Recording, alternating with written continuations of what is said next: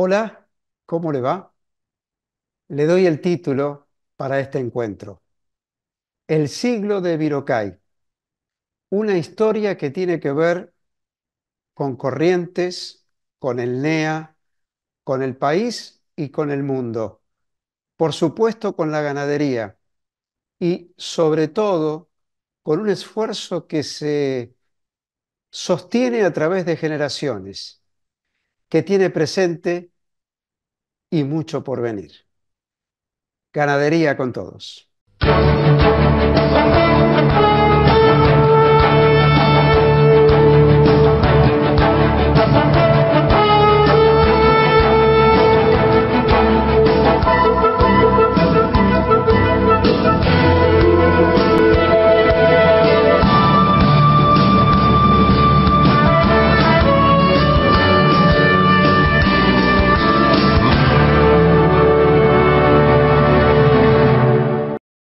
El gusto de establecer contacto ahora con nuestra provincia de Corrientes. Nos vamos a ubicar en Gobernador Virasoro.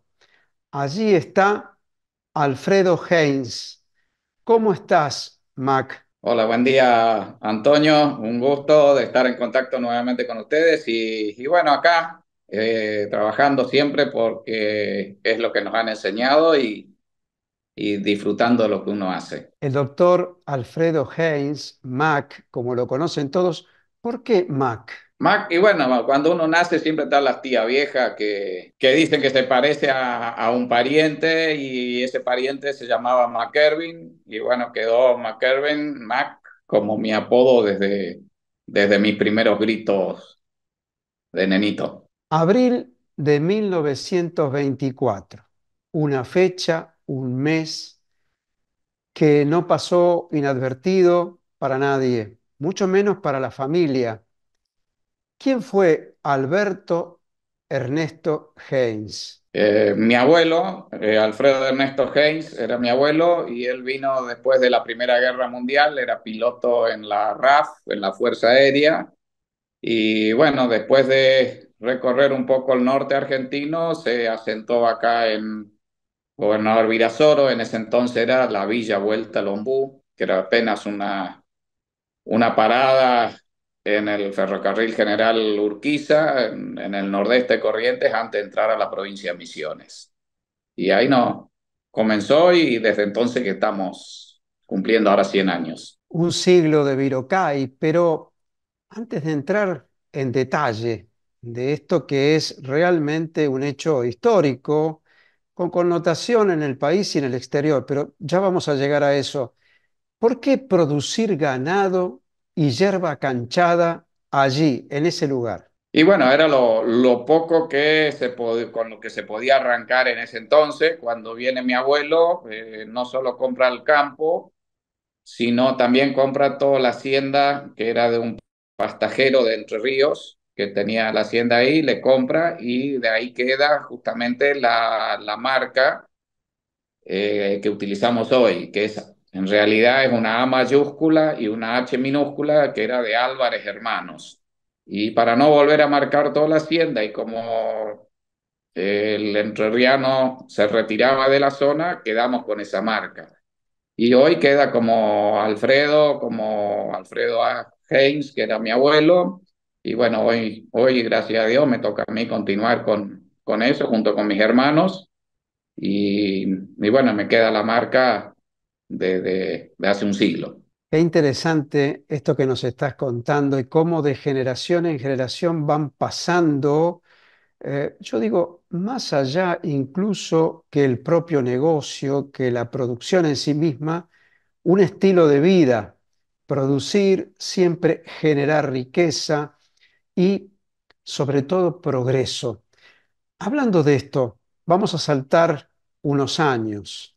Vamos a ubicarnos en 1954. También en abril se funda la Asociación Argentina de Criadores de Cebú.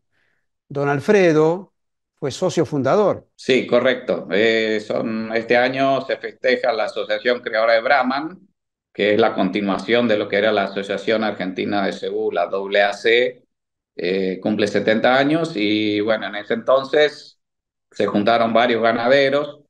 Hay historias muy ricas alrededor de los comienzos del cebú y mucho tiene que ver con la compañía Liebig, con don Pedro Escoto.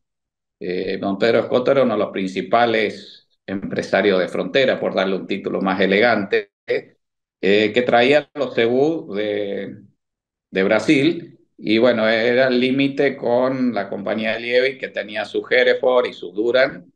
Y esos animales, por supuesto, tenían un 30% de marcación al año, o sea, tenía un ternero cada 2 años, lo que era Hereford, Shorton, el ganado británico. Y de un día para el otro, los cebú, teniendo en cuenta que estamos hablando de los años 20 y pico, 30, los alambrados eran muy pobres y obviamente el ganado de pedigree de la compañía de Liebig se empezaba a cruzar con el ganado índico que traía don Pedro del otro lado del río. Y bueno, el primer problema que tenían los ingleses era explicar en Londres por qué se había contaminado su pedigree con esa raza indeseable que venía del otro lado.